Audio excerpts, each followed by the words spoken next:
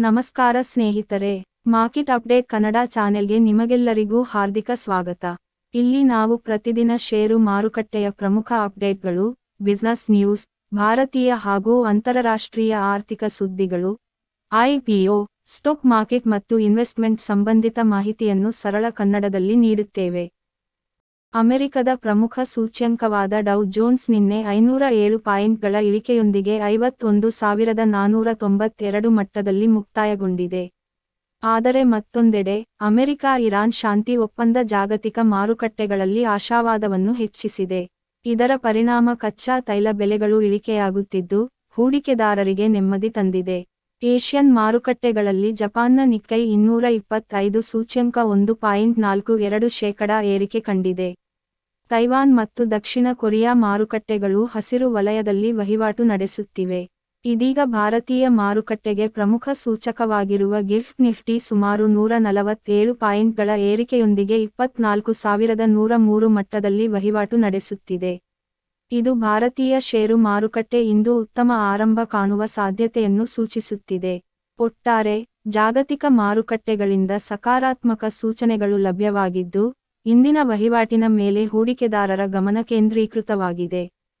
ಅಮೆರಿಕದ ಟೆಕ್ ಷೇರುಗಳ ಪ್ರಮುಖ ಸೂಚ್ಯಂಕವಾದ ನ್ಯಾಸ್ಡ್ಯಾಕ್ ಕಂಪೋಸೈಟ್ ನಿನ್ನೆ ಭಾರೀ ಒತ್ತಡಕ್ಕೆ ಒಳಗಾಗಿ 354.69 ಪಾಯಿಂಟ್ಗಳ ಕುಸಿತದೊಂದಿಗೆ 26,021.66 ಮಟ್ಟದಲ್ಲಿ ಮುಕ್ತಾಯಗೊಂಡಿದೆ. ಇದು ಸುಮಾರು 1.34% ಇಳಿಕೆಯಾಗಿದ್ದು, ಟೆಕ್ ಷೇರುಗಳಲ್ಲಿ ಮಾರಾಟದ ಒತ್ತಡ ಹೆಚ್ಚಾಗಿದೆ. ವ್ಯಾಪಾರದ ವೇಳೆ ನ್ಯಾಸ್ಡ್ಯಾಕ್ 26,511 ಗರಿಷ್ಠ ಮಟ್ಟ ಮತ್ತು 25,960 ಕನಿಷ್ಠ ಮಟ್ಟವನ್ನು ಮುಟ್ಟಿತು.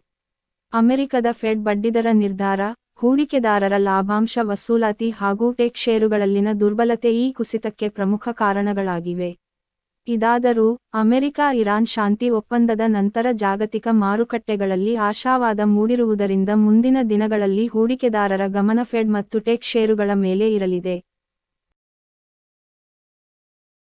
Finally, US Iran peace deal officially signed. America ಮತ್ತು ಇರಾನ್ ನಡುವಿನ ಐತಿಹಾಸಿಕ ಶಾಂತಿ ಒಪ್ಪಂದಕ್ಕೆ ಅಧಿಕೃತವಾಗಿ ಸಹಿ ಹಾಕಲಾಗಿದೆ.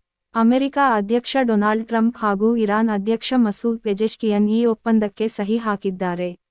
ಫ್ರಾನ್ಸ್ನ ವರ್ಸೈಲ್ಸ್ ಅರಮನೆಯಲ್ಲಿ ನಡೆದ ಕಾರ್ಯಕ್ರಮದಲ್ಲಿ ಈ ಒಪ್ಪಂದಕ್ಕೆ ಅಂತಿಮ ರೂಪ ನೀಡಲಾಗಿದೆ.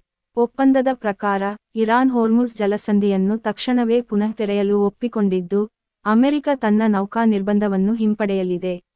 ಇದರ ಜೊತೆಗೆ ಇರಾನ್ ತನ್ನ ಅಣ್ವಸ್ತ್ರ ಕಾರ್ಯಕ್ರಮವನ್ನು ನಿಯಂತ್ರಿಸಲು ಹಾಗೂ ತೈಲ ರಫ್ತನ್ನು ಪುನರಾರಂಭಿಸಲು ಒಪ್ಪಿಗೆ ನೀಡಿದೆ. ಈ ಸುದ್ದಿಯ ಬೆನ್ನಲ್ಲೇ ಜಾಗತಿಕ ತೈಲ ಬೆಲೆಗಳು ಇಳಿಕೆಯಾಗಿದ್ದು, ಹೂಡಿಕೆದಾರರಲ್ಲಿ ಆಶಾವಾದ ಮೂಡಿದೆ. ಆದರೆ ಒಪ್ಪಂದದ ಷರತ್ತುಗಳನ್ನು ಉಲ್ಲಂಘಿಸಿದರೆ ಮತ್ತೆ ಕಠಿಣ ಕ್ರಮ ಕೈಗೊಳ್ಳುವುದಾಗಿ ಅಮೆರಿಕ ಎಚ್ಚರಿಕೆ ನೀಡಿದೆ. ಒಟ್ಟಾರೆ, ಈ ಒಪ್ಪಂದ ಮಧ್ಯಪ್ರಾಚ್ಯದಲ್ಲಿ ಶಾಂತಿ ಸ್ಥಾಪನೆಗೆ ಮಹತ್ವದ ಹೆಜ್ಜೆಯಾಗಿದೆ. ಅಮೆರಿಕದ ಫೆಡರಲ್ ರಿಸರ್ವ್ ತನ್ನ ಬಡ್ಡಿದರವನ್ನು ಯಥಾಸ್ಥಿತಿಯಲ್ಲಿ ಉಳಿಸಿಕೊಂಡಿದೆ. ಫೆಡರಲ್ ಓಪನ್ ಮಾರ್ಕೆಟ್ ಕಮಿಟಿ ಅಥವಾ FOMC, ಬಡ್ಡಿದರವನ್ನು 3.5 ರಿಂದ 3.75% ಮಟ್ಟದಲ್ಲೇ ಮುಂದುವರಿಸಲು ನಿರ್ಧರಿಸಿದೆ. ಹೊಸ ಫೆಡ್ ಅಧ್ಯಕ್ಷ ಕೆವಿನ್ ವಾರ್ಷ್ ಅವರ ನೇತೃತ್ವದಲ್ಲಿ ನಡೆದ ಮೊದಲ ಸಭೆಯಲ್ಲಿ ಈ ಮಹತ್ವದ ನಿರ್ಧಾರ ಕೈಗೊಳ್ಳಲಾಗಿದೆ. ಹಣದುಬ್ಬರ ಇನ್ನೂ ಫೆಡ್ ಗುರಿಯಾಗಿರುವ 2%ಕ್ಕಿಂತ ಹೆಚ್ಚಿರುವ ಕಾರಣ ಬಡ್ಡಿದರ ಕಡಿತಕ್ಕೆ ಮುಂದಾಗಿಲ್ಲ. ಆದರೆ ಇತ್ತೀಚಿನ ದಿನಗಳಲ್ಲಿ ತೈಲ ಬೆಲೆಗಳ ಇಳಿಕೆ ಹಾಗೂ ಆರ್ಥಿಕ ಸ್ಥಿರತೆಯಿಂದ ಮುಂದಿನ ತಿಂಗಳುಗಳಲ್ಲಿ ಬಡ್ಡಿದರ ಕಡಿತದ ಸಾಧ್ಯತೆಗಳ ಮೇಲೆ ಹೂಡಿಕೆದಾರರು ಕಣ್ಣಿಟ್ಟಿದ್ದಾರೆ. ಫೆಡ್ನ ಈ ನಿರ್ಧಾರ ಅಮೆರಿಕದ ಷೇರು ಮಾರುಕಟ್ಟೆ, ಡಾಲರ್ ಮೌಲ್ಯ ಹಾಗೂ ಜಾಗತಿಕ ಮಾರುಕಟ್ಟೆಗಳ ಮೇಲೆ ಪ್ರಮುಖ ಪರಿಣಾಮ ಬೀರುವ ಸಾಧ್ಯತೆ ಇದೆ. ಇದೀಗ ಜಾಗತಿಕ ಹೂಡಿಕೆದಾರರ ಗಮನ ಕೆವಿನ್ ವಾರ್ಷ್ ಅವರ ಮುಂದಿನ ಹಣಕಾಸು ನೀತಿಗಳತ್ತ ನೆಟ್ಟಿದೆ. ಇಂದು ಭಾರತೀಯ ಷೇರು ಮಾರುಕಟ್ಟೆಗೆ ಉತ್ತಮ ಆರಂಭದ ಸೂಚನೆಗಳು ಸಿಗುತ್ತಿವೆ. ಗಿಫ್ಟ್ ನಿಫ್ಟಿ ಸುಮಾರು 147 ಪಾಯಿಂಟ್ಗಳ ಏರಿಕೆಯೊಂದಿಗೆ 24,103 ಮಟ್ಟದಲ್ಲಿ ವಹಿವಾಟು ನಡೆಸುತ್ತಿದೆ. US ಇರಾನ್ ಶಾಂತಿ ಒಪ್ಪಂದ, ಕಚ್ಚಾ ತೈಲ ಬೆಲೆ ಇಳಿಕೆ ಹಾಗೂ ಏಷ್ಯನ್ ಮಾರುಕಟ್ಟೆಗಳ ಧನಾತ್ಮಕ ವಹಿವಾಟಿನ ಪರಿಣಾಮ ಹೂಡಿಕೆದಾರರಲ್ಲಿ ವಿಶ್ವಾಸ ಹೆಚ್ಚಾಗಿದೆ. ಜಪಾನ್, ತೈವಾನ್ ಹಾಗೂ ದಕ್ಷಿಣ ಕೊರಿಯಾ ಮಾರುಕಟ್ಟೆಗಳು ಹಸಿರು ವಲಯದಲ್ಲಿ ವಹಿವಾಟು ನಡೆಸುತ್ತಿದ್ದು, ಭಾರತೀಯ ಮಾರುಕಟ್ಟೆಯು ಗ್ಯಾಪ್ ಅಪ್ ಓಪನಿಂಗ್ ಕಾಣುವ ಸಾಧ್ಯತೆ ಇದೆ. ಬ್ಯಾಂಕಿಂಗ್, IT ಹಾಗೂ ಮೂಲಸೌಕರ್ಯ ಕ್ಷೇತ್ರದ ಷೇರುಗಳು ಇಂದು ಗಮನ ಸೆಳೆಯುವ ಸಾಧ್ಯತೆ ಇದೆ. ಒಟ್ಟಾರೆ, ಇಂದಿನ ಮಾರುಕಟ್ಟೆ ಆರಂಭ ಬುಲ್ಲಿಶ್ ಆಗಿರುವ ಸೂಚನೆಗಳು ಕಾಣಿಸುತ್ತಿವೆ. ಇಂದಿನ ಜಾಗತಿಕ ಮಾರುಕಟ್ಟೆಗಳ ಸ್ಥಿತಿಯನ್ನು ನೋಡೋಣ. ಇರಾನ್ ಶಾಂತಿ ಒಪ್ಪಂದದ ನಂತರ ಜಾಗತಿಕ ಮಾರುಕಟ್ಟೆಗಳಲ್ಲಿ ಧನಾತ್ಮಕ ವಾತಾವರಣ ನಿರ್ಮಾಣವಾಗಿದೆ. ಜಪಾನ್ನ ನಕೆ 225 ಸೂಚ್ಯಂಕ ಸುಮಾರು 1.42% ಏರಿಕೆ ಕಂಡಿದ್ದು, ಏಷ್ಯಾದ ಮಾರುಕಟ್ಟೆಗಳಿಗೆ ಬಲ ನೀಡಿದೆ. ತೈವಾನ್ ಮಾರುಕಟ್ಟೆ 1.26% ಹಾಗೂ ದಕ್ಷಿಣ ಕೊರಿಯಾದ ಕೋಸ್ಪಿ ಸೂಚ್ಯಂಕ 0.95% ಏರಿಕೆಯೊಂದಿಗೆ ವಹಿವಾಟು ನಡೆಸುತ್ತಿದೆ. ಸಿಂಗಾಪುರ್ ಮಾರುಕಟ್ಟೆಯು ಹಸಿರು ವಲಯದಲ್ಲಿದೆ. ಆದರೆ ಹಾಂಗ್ಕಾಂಗ್ನ ಹ್ಯಾಂಗ್ಸೆಂಗ್ ಸೂಚ್ಯಂಕ ಸುಮಾರು 1.78% ಇಳಿಕೆ ಕಂಡಿದ್ದು, ಹೂಡಿಕೆದಾರರಲ್ಲಿ ಸ್ವಲ್ಪ ಎಚ್ಚರಿಕೆ ಮೂಡಿಸಿದೆ. ಚೀನಾ ಮಾರುಕಟ್ಟೆಯಲ್ಲೂ ಮಿಶ್ರ ವಹಿವಾಟು ಕಂಡುಬರುತ್ತಿದೆ. ಇನ್ನೊಂದೆಡೆ, ಇರಾನ್ ಶಾಂತಿ ಒಪ್ಪಂದದ ಪರಿಣಾಮ ಕಚ್ಚಾ ತೈಲ ಬೆಲೆಗಳು ಇಳಿಕೆಯಾಗುತ್ತಿದ್ದು, ಇದು ಭಾರತದಂತಹ ತೈಲ ಆಮದು ದೇಶಗಳಿಗೆ ಸಕಾರಾತ್ಮಕ ಬೆಳವಣಿಗೆಯಾಗಿದೆ. ಒಟ್ಟಾರೆ, ಜಾಗತಿಕ ಮಾರುಕಟ್ಟೆಗಳ ಸೂಚನೆಗಳನ್ನು ನೋಡಿದರೆ ಭಾರತೀಯ ಷೇರು ಮಾರುಕಟ್ಟೆ ಇಂದು ಉತ್ತಮ ಆರಂಭ ಕಾಣುವ ಸಾಧ್ಯತೆ ಇದೆ. NSE IPO ಭಾರತದ ಅತಿದೊಡ್ಡ ಷೇರು ವಿನಿಮಯ ಕೇಂದ್ರವಾದ NSE ಅಥವಾ ನ್ಯಾಷನಲ್ ಸ್ಟಾಕ್ ಎಕ್ಸ್ಚೇಂಜ್ ತನ್ನ ಬಹುನಿರೀಕ್ಷಿತ IPO ಪ್ರಕ್ರಿಯೆಯನ್ನು ಅಧಿಕೃತವಾಗಿ ಆರಂಭಿಸಿದೆ.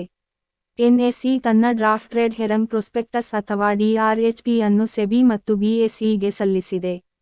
ಈ IPO ಸಂಪೂರ್ಣವಾಗಿ ಫಾರ್ ಸೇಲ್ ಆಗಿದ್ದು, ಪ್ರಸ್ತುತ ಹೂಡಿಕೆದಾರರು ತಮ್ಮ ಸುಮಾರು 6% ಷೇರುಗಳನ್ನು ಮಾರಾಟ ಮಾಡಲಿದ್ದಾರೆ. ಅಂದಾಜುಗಳ ಪ್ರಕಾರ, ಈ IPO ಗಾತ್ರ ಸುಮಾರು 30,000 ಕೋಟಿ ರೂಪಾಯಿಗಳಷ್ಟಿರಬಹುದು. ಇದು ಭಾರತದ ಇತಿಹಾಸದಲ್ಲೇ ಅತಿದೊಡ್ಡ IPOಗಳಲ್ಲಿ ಒಂದಾಗುವ ಸಾಧ್ಯತೆ ಇದೆ. ಈ IPO ನಂತರ NSE ಷೇರುಗಳು BSEಯಲ್ಲಿ ಪಟ್ಟಿಯಾಗಲಿವೆ. ಸುಮಾರು 1 ದಶಕದ ನಿಯಂತ್ರಣಾತ್ಮಕ ಅಡೆತಡೆಗಳ ಬಳಿಕ NSEಗೆ ಸೆಬಿ ಅನುಮತಿ ನೀಡಿದ್ದು, ಇದು ಭಾರತೀಯ ಬಂಡವಾಳ ಮಾರುಕಟ್ಟೆಗೆ ಮಹತ್ವದ ಬೆಳವಣಿಗೆಯಾಗಿದೆ. ಈ ಸುದ್ದಿ ಹೂಡಿಕೆದಾರರಲ್ಲಿ ಭಾರೀ ಕುತೂಹಲ ಮೂಡಿಸಿದ್ದು, NSE IPO ಭಾರತದ ಷೇರು ಮಾರುಕಟ್ಟೆಯ ಪ್ರಮುಖ ಘಟನೆಗಳಲ್ಲಿ ಒಂದಾಗಲಿದೆ. ಭಾರತದ ಅತಿದೊಡ್ಡ ಷೇರು ವಿನಿಮಯ ಸಂಸ್ಥೆಯಾದ NSE ತನ್ನ ಬಹುನಿರೀಕ್ಷಿತ Oಗೆ ಅಧಿಕೃತವಾಗಿ ಅರ್ಜಿ ಸಲ್ಲಿಸಿದೆ.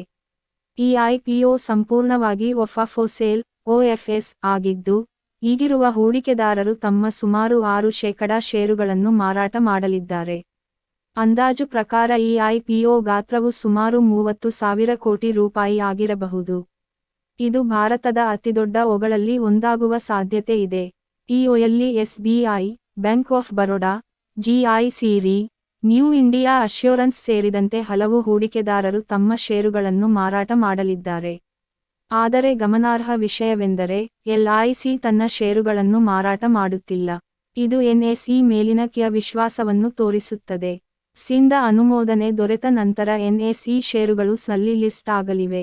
ಸುಮಾರು 10 ವರ್ಷಗಳ ಕಾಲ ನಿಯಂತ್ರಣಾತ್ಮಕ ಕಾರಣಗಳಿಂದ ವಿಳಂಬವಾಗಿದ್ದ NSE IPO ಈಗ ವಾಸ್ತವವಾಗುತ್ತಿರುವುದು ಭಾರತೀಯ ಬಂಡವಾಳ ಮಾರುಕಟ್ಟೆಗೆ ಮಹತ್ವದ ಬೆಳವಣಿಗೆಯಾಗಿದೆ. ಈ ವಿಡಿಯೋ ನಿಮಗೆ ಉಪಯುಕ್ತವಾಗಿದ್ದರೆ ಒಂದು ಲೈಕ್ ಮಾಡಿ, ಚಾನೆಲ್ ಸಬ್ಸ್ಕ್ರೈಬ್ ಮಾಡಿ ಮತ್ತು ಬೆಲ್ ಐಕಾನ್ ಒತ್ತುವುದನ್ನು ಮರೆಯಬೇಡಿ. ಪ್ರತಿದಿನ ಬೆಳಿಗ್ಗೆ ಹಾಗೂ ಸಂಜೆ ತಾಜಾ stock market updates, IPO news ಮತ್ತು ಪ್ರಮುಖ ಹಣಕಾಸು ಸುದ್ದಿಗಳನ್ನು ಕನ್ನಡದಲ್ಲಿ ಪಡೆಯಲು ನಮ್ಮ ಮಾರ್ಕೆಟ್ ಅಪ್ಡೇಟ್ ಕನ್ನಡ ಚಾನೆಲ್ ಅನ್ನು ಫಾಲೋ ಮಾಡಿ. ಧನ್ಯವಾದಗಳು. ಮತ್ತೆ ಮುಂದಿನ ಅಪ್ಡೇಟ್ನಲ್ಲಿ ಭೇಟಿಯಾಗೋಣ. ಜೈ ಹಿಂದ್.